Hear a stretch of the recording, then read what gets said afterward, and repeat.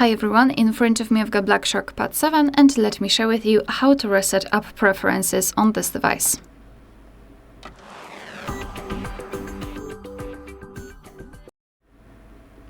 So let's start with opening the settings, and here in this left section we need to scroll and find the apps. Then let's tap on See All Apps and choose 3 dots icon in the right upper corner. Now tap on Reset App Preferences, and here your device is informing you what it will actually reset, so among others, disabled app notifications and any permission restrictions. What's more, no worries, you won't lose any app data, so just tap on Reset Apps and basically this is it.